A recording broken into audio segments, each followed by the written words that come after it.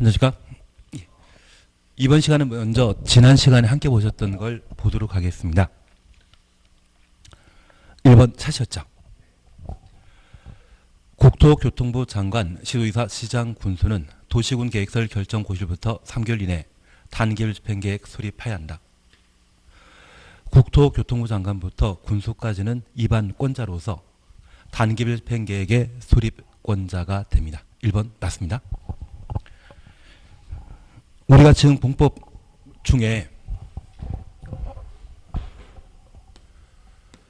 도시군 계획설에 관한 사항을 함께 살펴보고 있습니다.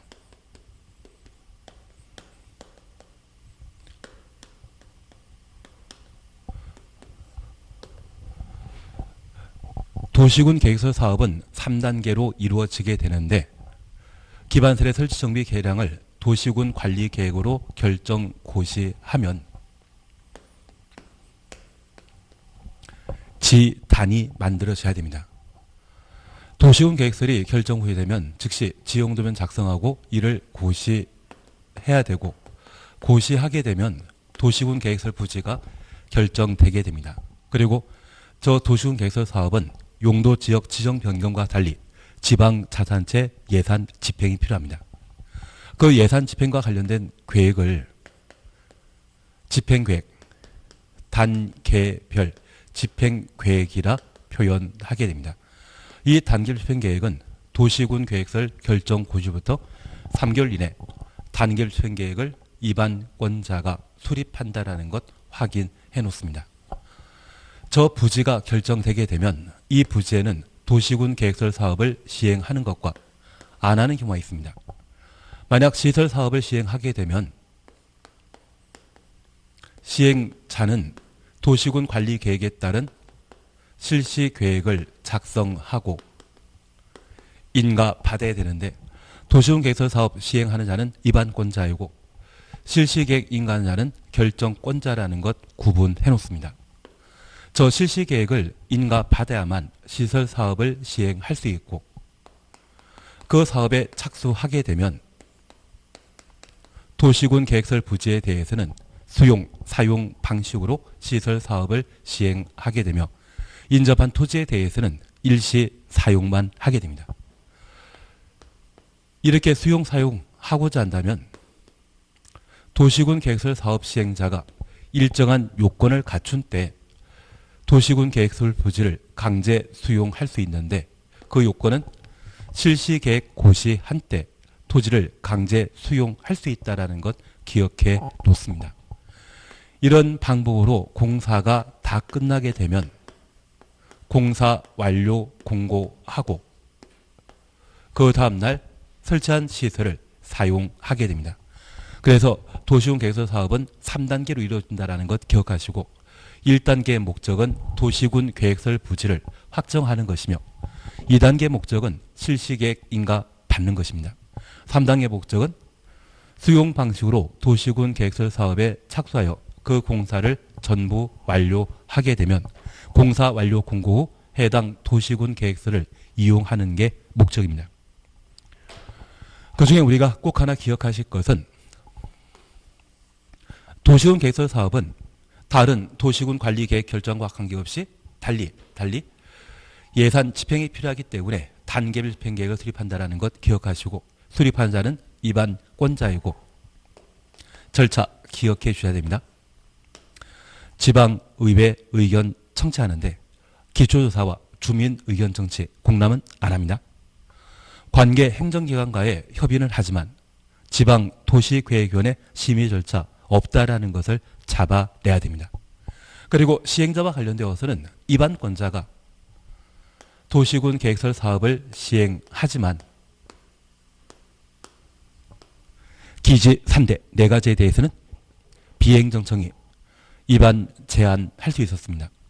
기반설의 설치를 비행정청이 제한했던 것은 스스로 만들고자 제한했던 것이고 이러한 비행정청이 도시군 계획설 사업을 시행하고자 하면 입안권자에게 지정받은 때 도시군 계획설 사업 시행자가 될 수 있습니다.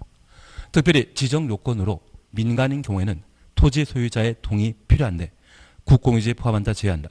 재변, 면적 3분의 2 이상의 토지를 소유하고 총수 2분의 1 이상의 토지 소유자 동의받아 민간도 시행자로 지정받을 수 있다는 것 기억합니다.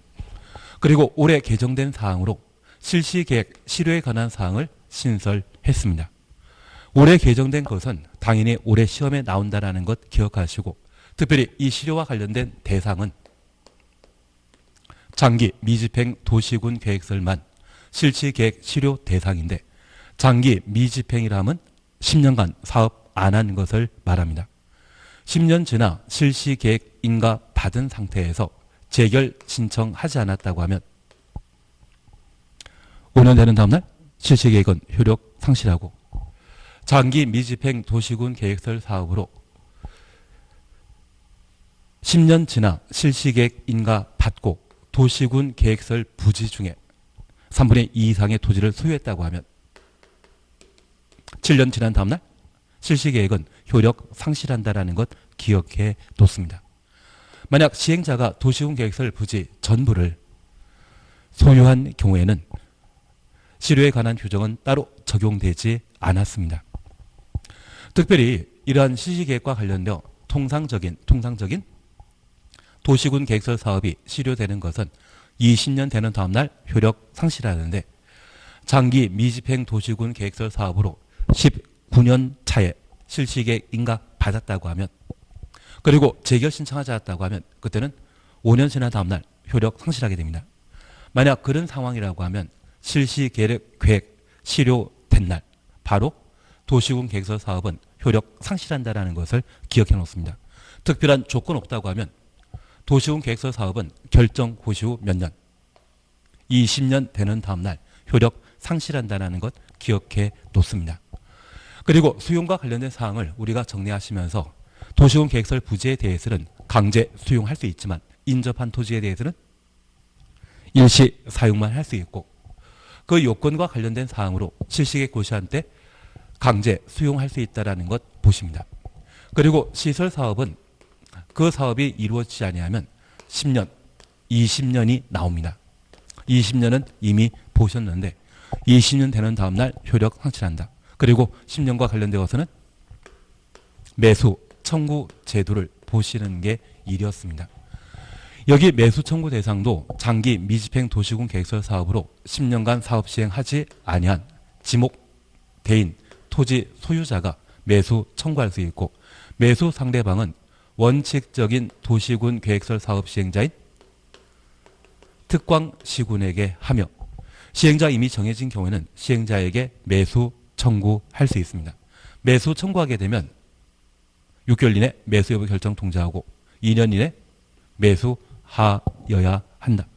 매수하게 되면 현금 매수하고 그 매수 가격은 공지법이 정하는 가격이라는 것 기억해 놓습니다. 공법에 가격이 나오게 되면 시가 아니면 감정평가액인데 여기는 특이하게 공지법이 정하는 가격이라는 것 구분해 놓습니다. 그래서 현금 지급하는 것이 원칙인데, 예외적으로 도시군 계획시설 채권을 발행하는 경우가 있습니다. 그 발행 대상은 매수 의무자가 지방자치단체인 경우로서 토지 소유자가 원하거나 비업무용 토지로서 그 매수 대금이 3천만 원 초과하게 되면 초과하는 부분에 대해서는 채권 발행할 수 있습니다. 저 3천 가지고는 환갑잔치 치러야 되죠. 그래서 이 도시군 계획설 채권은 그 상환 기간을 10년으로 정해 놓고 있는데 10년 뒤에는 칠순잔치 치러야 되기 때문에 시설 채권의 상환 기간은 10년이라는 것 다시 한번 확인해 놓습니다. 이걸 해놓으시면 시설 사업과 관련되어 출제될 수 있는 두 문제 정도를 충분히 해결할 수 있습니다. 가장 최근에 개정된 사항이 실시계획 실효에 관한 사항이고, 매수 청구와 관련되어서는 워낙 빈번하게 출제되는 내용이기 때문에 기본적인 사항들을 정리해 주셔야 되며, 단결 계획 민간인 시행자가 도시군 계획설 사업 시행자로 지정될 수 있는 요건, 수용, 이러한 것들은 항상 자주 출제되는 패턴에 해당되는 문제가 될 겁니다. 꼭 한번 살펴주셔야 됩니다. 1번 맞는 이야기입니다. 1번 하나 푸는데 이렇게 시간 걸리니 제가 제정신이 아니죠. 대신 흐름은 좀 기억나시겠습니까? 얘는 체계만 잘 잡아 놓으시면 시험에 나올 것들을 계속 반복해 정리해 나가시면 충분히 문제를 해결할 수 있으실 겁니다. 2번입니다. 광역시장이 단계협정계획 수립할 때 미리 관계 행정기관장과 협의하여야 하며 협의 추천없습니다. 해당 지방의회 의견 드려야 된다. 지방의회 의견 청취 확인하셨습니다. 주민 공람 절차 있다 없다? 없습니다. 도시계획위원회 심의 있다 없다? 없다라는 것 확인하십니다. 3번입니다. 지방공사가 지방공사 출청 없습니다. 민간입니까? 공공입니까? 공공일 때는 토지 소유자 동의 필요 없습니다. 그래서 공법과 관련되어서는 주어를 꼭 한번 확인하시고 이후 요건에 관한 사항을 보시는데 민간인 경우에만 국공유를 제외한 면적 3분의 2 이상의 토지 소유하고 총수 2분의 1 이상의 동의 받아야 된다. 그 요건은 민간에 적용되는 사항이라는 걸 살펴놓습니다. 그리고 4번입니다. 장기 미집행 도시군 계획설 사업 시행자가 실시계획 고시일부터 5년 이내 재결 신청하지 아니한 경우, 그래서 실시계획부터 아니한까지 가로 해놓으시면 실시계획 실효에 관한 문제로서 옳은 지문이죠. 5년 되는 다음날 효력 상실한다. 만약 3분의 2란 말을 우리가 보게 되면 그때는 7년. 모든 토지를 확보한 경우라고 하면 실효 규정은 따로 적용되지 않습니다. 5번입니다. 장기 미집행 도시군 계획설 사업 시행자가 재결 신청하지 아니하고 실시계획 고시일부터 5년 지나기 전에 도시군 계획설 사업에 필요한 토지 면적의 3분의 2 이상 소유하거나 사용권 확보한 경우에는 7년 이내 재결 신청하지 아니한 경우 7년 되는 다음날 효력 상실한다. 이게 이렇게 지문 길면 단독 지문 나오기 힘듭니다. 그래서 이런 경우에는 3분의 2라는 것과 7년이라는 게 빈칸 만들어지고 그 빈칸에 옳은 숫자 짝 지어진 것을 찾으라고 시험에 낼 수 있을 겁니다. 그래서 그런 취지로 한번 눈에 익혀놓습니다. 그리고 6번입니다. 장기 미집행 도시군 계획설 사업 시행자가 재결 신청 없이 도시군 계획설 사업에 필요한 모든 토지 등을 소유하거나 사용할 수 있는 권은 확보한 경우에 그 실시 계획은 효력 유지한다. 실효에 관한 문제 없다라는 것 확인하시면 6번 옳은 지문입니다. 7번입니다. 시행자는 도시군 계획설 사업을 효율적으로 추진하기 위해 필요하다 인정되면 분할하거나 분할 동그라미 놓습니다. 결합하여 사업 시행할 수 있다. 분할은 가능하지만 결합은 된다 안 된다. 아직 우리가 익숙하지 못하시기 때문에 그럴 수 있는데 현재 도시군 계획설 사업은 분할 방식의 사업할 수 있습니다. 도시개발 사업은 분할 사업과 결합 방식이 가능합니다.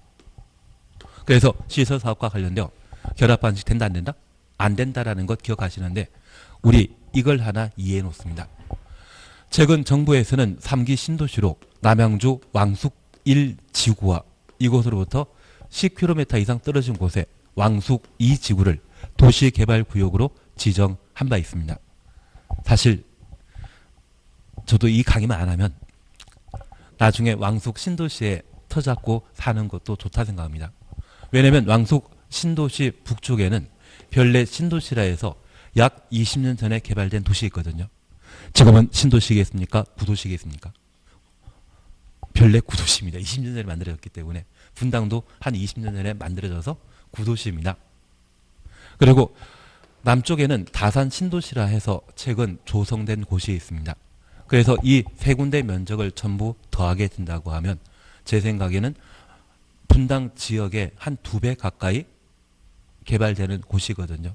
그리고 돌아가며 일할 때가 되는 것 같습니다. 지금 얘는 한참 공사 중이기 때문에 올해 보상 절차 들어가기 때문에 얘는 아마 5년 뒤에 개발될 곳이고 다산 신도시는 지금 현재 공사 중이기 때문에 중개업하면 괜찮을 것 같고 그리고 별내 신도시 같은 경우는 한 5년에서 10년 지나게 되면 재건축 사업할 부지거든요. 돌아가며 일할 게 참 넘치는 것 같은데요. 그리고 이 왕숙 지구는 20만 명 이상이 거주할 곳이고 별내 신도시의 경우는 7만 명 이상 거주하는 곳이고 다산 신도시의 경우는 5만 명 이상 거주하는 곳으로서 이거 좀 괜찮아 보입니다. 그래서 우리 기억하실 것은 왕숙 지구의 지정 형태는 도시개발 사업으로 결합 방식으로 이루어진 겁니다. 반면 하나의 장소를 쪼개어 사업하는 것이 있다고 하면 그때는 분할이란 말로 대신 표현합니다. 시설 사업은 결합 방식에는 안 된다. 안 되고 도시 개발 사업의 경우에만 분할, 결합 방식 가능하다라는 것 확인하십니다. 치사해 보이지만 이런 식으로 시험에서는 출제되고 있습니다. 우리가 시험 출제위원회 경향에 따라가는 게 합리적이실 겁니다. 8번입니다. 공지법 준용할 때 실시계 고시한 경우 실시계 고시 추천없습니다. 사업 인정 및 고시 있었던 것으로 본다. 토지를 강제 수용할 수 있는 시점은 실시계 고시라는 것 확인해 놓습니다. 9번입니다. 시설 부지에 대한 매수 청구 대상은 지목대인 토지에 한정되며 그 토지의 건축물은 포함되지 않는다. 건축물도 포함시킵니다. 그래서 만약 건축물과 건축물이 들어서 있는 땅이 있다고 하면 그 땅을 부속 토지랍니다. 주종 관계를 따지게 되면 주물은 건축물이고 부속 토지는 종물에 해당된다는 것을 파악해 주시는데 최근 우리 주변에 아파트를 거래하게 되면 아파트의 주거전의 면적만 표시하고 공용 부분의 면적과 대지 지분에 대해서는 표시를 하지 않습니다. 다만 내가 재개발 사업이나 재건축 사업과 관련된 투자를 하게 된다고 하면 그때는 부속 토지의 면적을 꼼꼼히 따져 주셔야 됩니다. 만약 빌라에 해당되는 것 중에 다세대 주택이라고 하면 건물과 땅을 동시에 소유한 때 아파트 분양권을 받을 수 있는데 이게 빌라라 하지만 다가구 주택이라고 하면 대지 지분에 따라 재개발 사업과 관련된 아파트 분양권 여부가 결정됩니다. 심지어 재건축 사업의 경우에도 아파트의 대지 지분이 얼마나에 따라 서울 같은 경우는 30평대 아파트 두 채 분양받는 분도 계십니다. 그래서 우리 통상 부속 토지는 주물이다, 종물이다.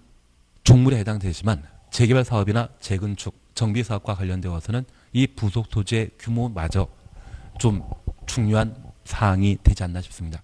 그것은 예외에 해당되는 것으로 건축물이 주물에 해당된다는 것 기억하십니다.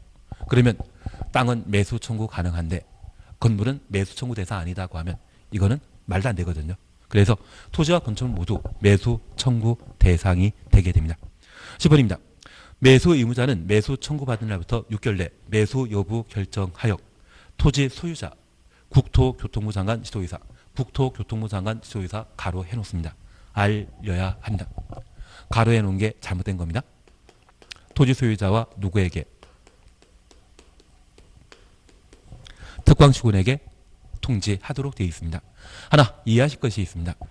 여기 도시군 계획설 부지로 결정되게 되면 이곳에는 시행자가 실시계획 고시한 때 토지를 강제 수용하게 됩니다. 그러면 2단계 절차 전 과정에는 시행자 소유 아닌 개인 사유지이거든요.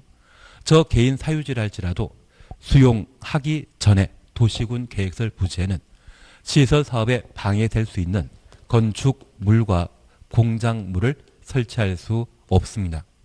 다만 10년 경과되고 매수 청구했는데 매수 안 해준다고 하면 건축물 건축 제한이 대폭 완화되어 몇 층? 3층 이하의 단독택과 3층 이하의 근린 생활세를 특광시군에게 허가받아 건축할 수 있습니다. 그러면 이 특광시군은 기본적으로 도시군 계획설 부지에는 개발 행위 허가 내줘서는 안 된다. 그런 개념 가지고 있는데 이번에 매수 청구 절차가 진행되었고 매수 의무자가 거절했기 때문에 개인 사유지 소유자의 권리가 구제된다라는 것을 알아야만 이 3층짜리 건물 건축하고자 할 때 허가 내줄 준비를 할 수 있거든요. 그래서 토지 소유자에게만 매수 여부 결정 통지하는 것이 아니라 누구에게까지? 특광시군에게, 국토교통부 장관, 시도의사에게 통지하는 거 아닙니다. 이들이 아니라 특광시군에게 매수 여부 결정 통지해야 됩니다. 11번입니다. 매수 청구받은 토지가 비업무용 토지로서 매수 대금이 2천만 원 초과하는 경우 2천이 아니라 3천입니다. 3천 초과하는 때 매수 의무자인 지방공사 추천없습니다. 지방공사 아니라 지방자치단체이죠. 도시군 계획설 채권 발행하여 지급할 수 있다. 시설 채권 발행할 수 있는 자는 누구? 지방자치단체가 시설채권 발행할 수 있다는 것 기억하시고 지방공사는 발행하는 자가 아닙니다. 12번입니다. 장기 미집행 도시군 계획설 부지 중에 지목대인 토지에 대한 매수 청구에 대해 매수 의무자가 매수하지 아니하기로 결정한 토지 소유자는 자기 땅에 2층에 다세주택 건축할 수 있다. 3층 이하의 단독주택을 건축할 수 있는데 우리 아연닭이란 말 들어본 적 있습니까? 아파트, 연립, 다세대, 기숙사 이 네 가지는 공동주택이지 단독택이 아닙니다. 그래서 2층까지는 3층 이하 범위에 포함되어 맞지만 다세대택이 아니라 단독택 또는 다가구택을 건축할 수 있다. 그러면 옳은 지문이 될 겁니다. 그래서 다세택은 공동택에 해당되는 것으로 매수 청구 거절된 도시군 계획설 부지에 만들질 못한다. 근데 다세택 벌써 공부하셨습니까? 다세택 공동택이라는 거 알고 있으십니까? 저 아직 건축부 안 했는데 중개사법에서 학개론에서 공인중개사법 예 어떻게 배우면 다 됩니다. 13번입니다. 도시군 계획설 결정 고시부터 몇 년 지날 때까지 시설 설치에 관한 도시군 계획설 사업이 시행되지 아니하는 경우 몇 년 되는 다음 날 효력 상실한다. 실효에 관한 사항으로 20년입니다. 14번입니다. 국토교통부 장관, 지도이사, 시장, 군수는 도시개발구역 전부에 대해 지구단위계획구역 지정할 수 있다. 지구단위계획구역 지정권자는 시장, 군수도 포함되었습니다. 15번입니다. 택지개발지구에 시행하는 사업이 끝난 후 10년 지난 지역은 지구단위계획구역으로 지정할 수 있다. 할 수 있다입니까? 하여야 한다입니까? 하여야 한다. 정택 10년, 시공록 30만 이 말 기억하시면 필수적 지정 대상이라는 것 다시 한번 부분없습니다. 아주 예외적인 상황에 해당되는 것으로 올해 나올 문제입니다. 얘를 잡아주셔야 됩니다. 16번입니다. 생산 녹지 지역에서 3종 일반 주거지로 변경하는 지역으로 그 면적이 40만 제곱미터인 지역은 지구 단위 계획구로 지정하여야 한다. 우린 시공록 30만 기억납니다. 시공록의 녹은 녹지 지역이 주거지역, 상업지역, 공업지역으로 변경되는 것으로서 그 단위 면적이 30만 제곱미터 이상인 경우는 지구 단위 계획구로 지정하여야 합니다. 저 녹지지역 앞에 생산 녹지지역이건 보전 녹지지역이건 자연 녹지지역은 관계없습니다. 얘가 중요합니다. 그리고 제3종 일반 주거지역이건 일종 전용 주거지역은 관계없습니다. 무엇을 바뀌면? 주거지를 바뀌면 그 단위 면적이 30만 이상인 때는 지구 단위 계획구로 지정하여야 한다. 그래서 16번 옳은 지문입니다. 그래서 지금 16번은 시공록 30만에 해당되는 것으로 파악해 놓습니다. 그리고 17번입니다. 지구 단위 계획구역에는 건설의 배치, 형태, 색재, 건축선 우리는 배형, 색건이라 표현합니다. 얘는 필수사항이다, 임의사항이다. 임의사항입니다. 여기 지구 단위 계획은 우리 국토의 계획 및 이용에 관한 법률이 충분한 기반시설을 고려해서 국민들의 삶의 질을 향상시키기 위해 제정된 법률입니다. 그래서 이 지구 단위 계획 구역에는 충분한 기반시설의 배치, 규모에 관한 사항과 건축 제한과 건폐율, 용적률, 높이 제한을 5가지 필수 사항으로 정해 놓고 그리고 기간 오면 우리는 항상 환경도 기억납니다. 그리고 배형, 색건 이러한 것들은 임의사항이라는 걸 구분해 놓습니다. 그래서 이 지구 단위 계획으로 개발하게 되면 충분한 기반시설이 배치되기 때문에 해당 지역에 거주하는 주민들의 삶의 질을 향상시킬 수 있거든요. 우리 80년대 초반에 농경지 한가운데 5층짜리 주공 아파트를 건설 공급했던 적이 있습니다. 그 당시에는 기반시설 생각할 필요 없는 시절이었거든요.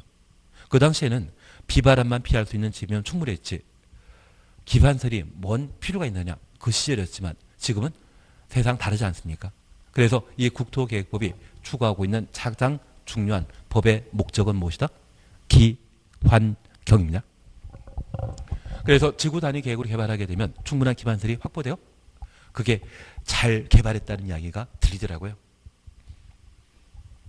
그래서 지구 단위 계획의 필수사항이 무엇인지를 한번 다시 살펴주셔야 됩니다. 그리고 18번입니다. 도시역의 개발진흥지구를 지구 단위 계획으로 지정한 경우 지구 단위 계획으로 건축법에 따라 제한된 건축물 높이 120% 범위 내 완화 적용할 수 있다. 맞다? 틀리다? 맞습니다. 우리는 지구 단위 계획과 관련된 사항을 함께 정리하시면서 현재 지구 단위 계획구역은 지구 단위 계획을 수립하는 대상으로 도시지역과 비도시지역의 지구 단위 계획구역을 지정할 수 있습니다. 여기 도시지역에는 각종 개발 사업이 예정되어 있는 곳이라면 지구 단위 계획구역으로 지정할 수 있고 반드시 지정해야 되는 것은 정택 10년 시공록 30만입니다.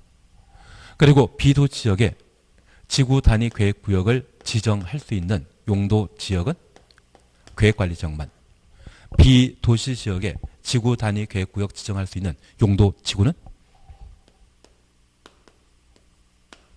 개발진흥지구만.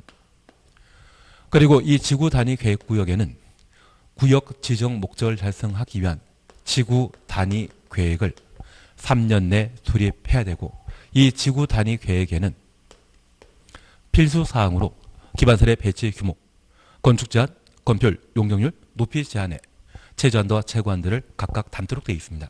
배형색근은 필수사항이다, 임의사항이다. 임의사항입니다. 기반경의 환경도 임의사항입니다.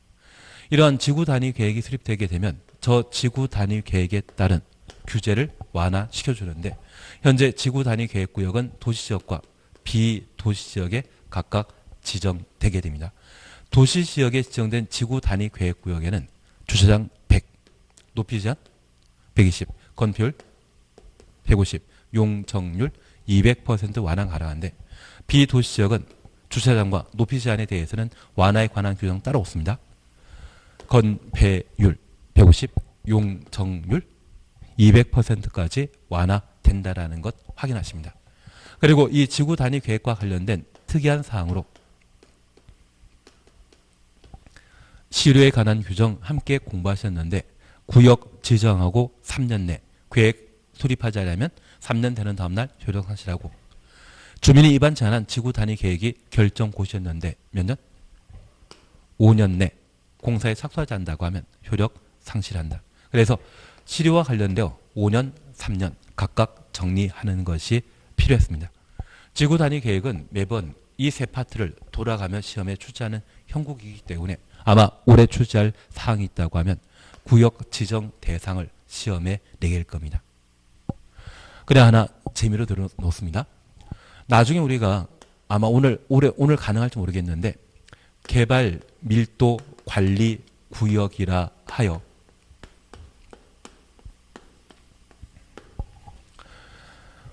기반설 연동제에 따른 기반설 부담구역과 개발밀도 관리구역을 함께 공부합니다.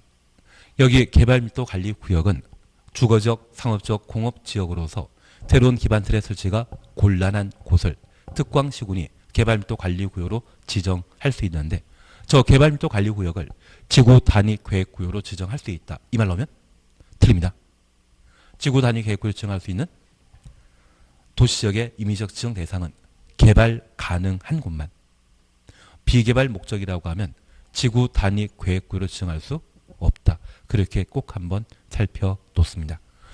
그리고 농담 삼아 여쭙게 있습니다. 특정 용도 제한 지구라는 게 있습니다. 보통 학교 주변에 PC방이나 위락시설 만들어지지 못하도록 특정 용도 제한 지구를 지정할 수 있는데 얘는 도시지역에 속해 있는 특정 용도 제한 지구에 대해서는 지구 단위 계획구역 지정할 수 있다? 맞습니다. 도시지역에 속해 있는 용도 지구는 종류 가리지 않고 모두 지구 단위 계획구역으로 지정할 수 있다는 것 기억해 주셔야 됩니다. 대신 개발밀도 관리구역은 개발하는 곳이다, 개발 못하는 곳이다. 개발 못하는 곳으로 얘는 지구 단위 계획구역으로 지정할 수 없습니다. 그걸 우리가 종합적으로 나중에 한번 정리해 주셔야 할 겁니다. 그래서 19번은 높이 제한 완화에 관한 사항으로 18번은 높이 제한 완화에 관한 사항으로 옳은 지문입니다. 그리고 10번입니다. 도시역의 개발진흥지구를 지구 단위 계획으로 지정한 경우 건폐율 120, 용적률 150% 범위 내 완화 적용할 수 있다. 비도시역은 150, 200이죠. 그래서 비도시역의 경우에는 주차장 높이 제한 완화 없고 건폐율 1.5배, 용적률 2배 완화시켜준다는 것 다시 한번 살펴놓습니다. 20번입니다. 지구 단위 계획구역 지정에 관한 도시군 관리계획 결정 고시로부터 몇 년 이내 3년 내 지구 단위 계획 결정 고시되지 않으면 3년 되는 다음 날 효력 상실한다. 그리고 21번 주민 입안 제한한 지구 단위 계획 결정 고시로부터 몇 년? 5년 이내 허가받아 사업에 착수하지 아니한 자는 5년 되는 다음 날 효력 상실한다. 잘하셨는데요. 그러다 공법 90 나오시면 어떻게 알겠습니다. 그게 제일 편하십니다. 실은. 이번 시간에는 165페이지 개발행위 허가 파트를 함께 해나가십니다. 여기 개발행위 허가 파트는 보통 우리 시험에 두 문항, 세 문제 정도가 시험에 출제되게 됩니다. 그리고 시험 나올 것은 좀 정해진 파트인데 기본적으로 개발행위에 관한 개념을 먼저 파악해 주시는 게 필요합니다. 우리가 지금 공부하고 있는 국토의 계획 및 이용에 관한 법률은 개발, 정비, 보전하기 위한 법률입니다. 저 개발, 정비, 보전을 달리 집행이라 표현합니다. 그런데 이 집행은 규모 큰 공익사업으로 건축물 건축하는 경우가 있습니다. 만약 시립병원이나 국립도서관 또는 박물관 등을 만든다고 하면 걔는 규모 큰 공익사업에 해당되는 것으로 그 집행은 도시군 관리 계획으로 결정해서 집행하게 됩니다.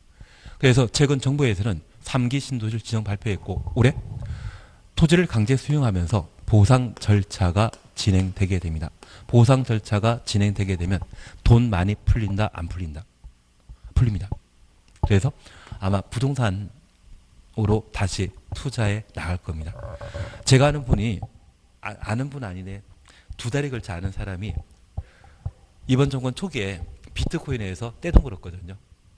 그 돈 다 틀어가지고 딱 12억인가 13억 딱 만들더만 그 돈 가지고 강남에 아파트를 샀습니다. 역시 비트코인 하는 분들도 실물로 뭔가 가지고 싶어하는 것 같습니다. 괜한 이야기 들었나 봅니다. 그래서 아마 이런 돈을 받게 되는 분이 있다고 하면 땅에 투자하는 것을 원하시게 될 겁니다. 그래서 나중에 우리가 공부하시다 보면 세법과 관련된 대토, 보상 규정에 관한 사항들을 잘 정리해 놓으시고 거리 등등을 고려하게 되면 어디에 돈 많이 풀렸을 때 그 돈 어떻게 투자하는 게 투자자에게 가장 도움이 되는지 그러한 것들을 상담해 주실 필요가 있을 겁니다. 그래서 나중에 우리가 실제 업을 하시다 보면 공법과 세법에 관한 규정이 부동산 중개업과 관련된 가장 중요한 성공 기준이 됩니다. 대신 내가 아파트에 대한 매매, 임대만 한다고 하면 이런 거 필요 없습니다. 딴 걸 하려고 하면 저런 게 좀 필요하지 않나 싶고 얘는 현실적으로 의뢰인에게 돈을 벌게 해주는 방법입니다. 세금 적게 내주게 하면 그 자체가 도움이 되는 것이고 공법과 관련되어서는 각종 토지와 관련된 행정계획을 토대로 해서 어디에 개발사업 착수하고 어디에 인구 늘어나면서 해당 시설사업이 언제쯤 착수될 것인지 그걸 가늠해서 적절한 시기에 투자를 유도하는 것이 공법과 관련된 마인드를 잡아주시는 성공의 지름길이 되는 길이 아닌가 싶습니다. 다만 우리가 다시 하나 제가 엉뚱한 이야기만 드렸습니다. 하여튼 이번에 3기 신도시 개발 사업 하게 되면 걔는 공익사업이다? 사익사업이다? 공익사업이고 규모 큰 사업으로 그걸 집행하기 위해서는 도시군 관리계획으로 결정해서 집행하게 됩니다.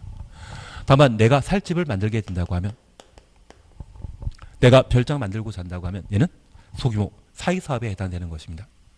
그래서 이 소규모 사익사업이 개발행위가 되게 되는데 특별히 이러한 개발행위는 공익사업에 저촉되면 된다, 안 된다? 안 됩니다. 그래서 여기 개발행위는 도시, 군 계획 사업에 저촉되는 행위를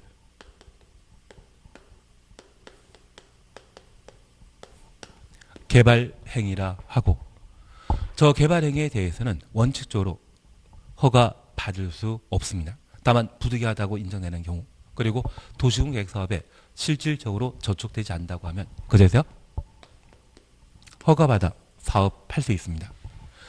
다만 우리가 하나 이해하실 것이 있습니다. 지금 우리는 집행에 관한 법률을 함께 공부하고 있는데, 이 집행에 관한 법률은 시, 군, 구 단위로 집행한다. 도시, 군 단위로 집행한다. 도시, 군 단위로 집행하게 됩니다. 여기 도시군 계획 사업에 저촉된 행위지만 꼭 필요하다 판단하게 되면 누구에게? 특광시군에게 허가받아 개발 행위를 할 수 있습니다. 그래서 국토계획법은 특광시군, 도시군 단위로 집행하는 법률 제도라는 것 기억하시고, 규모 큰 공익사업은 도시군 관리 계획으로 결정하여 집행하고, 규모 작은 것은 개발행위 허가받아 그 사업을 시행할 수 있습니다.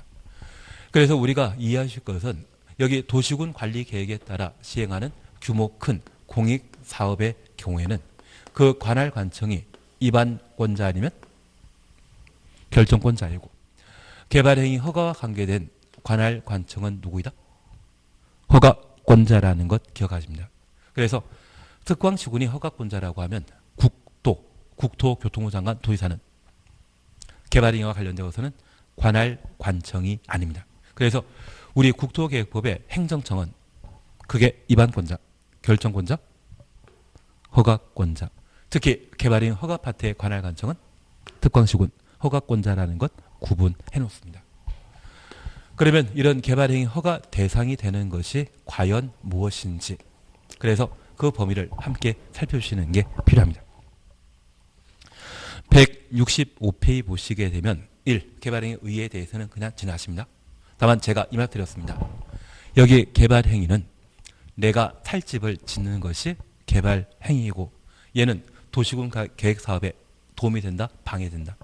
방해되는 행위입니다. 그래서 만약 정비사업이 예정되어 있는 재개발구역에 정비구역 지정된 이후 내가 살 집을 1층짜리가 아니라 5층짜리 만들게 된다고 하면 재개발, 재건축, 정비사업에 도움이 된다? 방해된다? 방해됩니다. 건물의 규모가 더 커지게 되면 시행자는 많은 보상을 지급할 상황이 되거든요. 그래서 이러한 것들은 저촉되는 행위로 파악하게 됩니다. 그래서 의의는 저렇게 대신해 주시고, 이번 개발행위 허가 대상과 관련되어 동그라미 1번입니다. 다음 각호 어느 하나에 해당되는 행위를 하려는 자는 특광시군에 허가 받아야 된다. 특별시장부터 군수까지 가로해 놓습니다. 관할 관청은 허가권자라는 것 다시 한번 살펴놓습니다. 다만 도시군 계획사업 추놓습니다. 의한 행위는 그러하지 아니하다. 그래서 우리는 이걸 보셨습니다. 개발행위 허가 대상은 도시군 계획사업에 저촉되는 행위, 도시군 계획사업과 개발행위는 같다, 별개이다. 완전 별개입니다. 그래서 이 도시군 계획사업으로 건축물 건축하게 되면 그때는 허가 대상 아닌 것으로 판단하셔야 됩니다. 그래서 도시군 계획사업과 관련되어 앞에 1번이라고 적어놓습니다. 우리 시험에 가장 많이 나오더라고요. 그리고 166페이지입니다. 박스 보시게 되면 건축물 건축, 2번 공작물 설치. 그래서 내가 살집을 만들게 되면 건축물 건축에 해당되는 것으로 특광시군에 허가 받아야 됩니다. 그리고 간판 만드는 경우 있죠. 그 간판 만들게 되면 그때는 공작물입니다. 그냥 농담삼아 이야기 드리는데, 우리 요즘은 농구 선수가 아니라 연예인으로 더 이름 높으신 서땡땡이라는 분이 계시는데, 이분이 한 25년, 30년 전쯤에 강남 쪽에 빌딩을 하나 사셨습니다. 그런데 이 빌딩 위에 광고판이 아주 멋진 게 있으시거든요. 그런데 이 양재역 사거리에 위치한 이 광고판 같은 경우에는 진짜 잘 보이거든요. 그래서 이 광고판 임대만 하더라도 짭짤한 수입이 뒤따릅니다. 그래서 나중에 내가 왕복 6차선 또는 8차선 도로에 끼고 있는 곳에 빌딩을 가지게 된다고 하면 그 빌딩 위에 5개 광고판을 만들 수 있는 인허가를 따로 받아봅니다. 최근 서울 같은 경우는 워낙 이런 광고판이 많고 그 광고판이 많다 보면 주변에 잠을 제대로 못 잔다 하거든요. 그래서 이 광고판에 대해서 새로 허가를 내주지 않습니다. 그래서 나중에 내가 부동산 중개업에서 성공하시게 되면 땅도 많이 사시겠지만 가끔 빌딩 사시고 싶은 생각 또는 빌딩을 만들고 싶어 하는 경우가 있는데 그렇게 만들게 된다고 하면 고속도로 주변이나 또는 큰 도로에 끼고 있는 곳이라고 하면 5개 광고판도 한번 만들어 보는 것을 저는 추천드리고 싶습니다. 성공하시면 한번 해보실 거죠. 돈 벌다가 저것도 한번 생각해 볼 수 있지 않겠습니까? 그렇게 광고판 만들게 되면 그걸 뭐란다? 공작물 설치라 표현하게 됩니다. 토지의 형질 변경과 관련되어서는 절토, 성토, 정지, 포장 등의 토지의 형상을 변경하는 행위. 그래서 토지 형상 변경하는 것과 공유 수면 매립 사셨죠. 그래서 이 공유 수면 매립하는 것을 토지의 형질 변경이라 표현하게 됩니다. 토속 채취는 채석장에서 돌을 캐가는 것이 있다면 그에 해당되는 것을 말하고 토지 분할, 한 필지 땅을 쪼개는 것을 말합니다. 물건 쌓아놓는 행위, 물건 적치를 말합니다. 그래서 현재 개발행위 허가 대상이 되는 것은 6개인데 건축물 건축, 공작물 설치, 토지의 형질 변경, 토속 채취. 그런데 이 4가지는 공사가 진행됩니다. 다만 우리가 함께 공부하시면서 한 필지의 토지를 분할하게 되면 포크레인 끌고 와서 한 필지의 토지를 분할해버립니까? 선 하나 그어버립니까? 우리 공시법 공부하시면서 한 필지의 토지 지번이 100번지인데 상속 등의 절차를 통해 100-1번지와 100-2번지로 쪼개지는 경우가 있습니다. 이런 때는 포크레인 끌고 와서 공사한다? 그냥 선만 그어버리면 된다. 선만 그어버리면 됩니다. 그래서 이 토지 분할과 관련되어서는 공사한다 안 한다? 안 합니다. 그리고 두 번째 물건 쌓아놓는 행위, 얘를 적치라 달리 표현하게 되는데 주차장에 차를 세워놓으면 그게 적치입니다. 공사한다 안 한다? 안 합니다.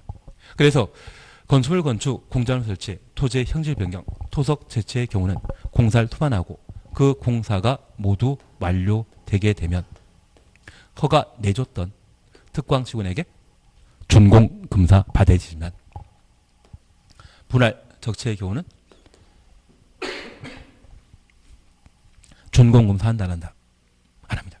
그래서 꼭 우리 시험에 이렇게 나오더라고요. 토지 분할에 대한 개발 행위가 완료되면 특광시군에게 준공금사 받아야 된다? 드립니다. 건축물 건축에 대한 개발행위 허가가 개발행위가 완료되게 되면 특광시군에게 준공금사 받아야 된다?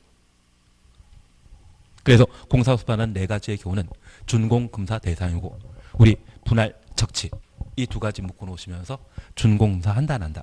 안 한다. 그것만 잡아놓습니다. 잠깐 쉬었다가 나머지 하십니다.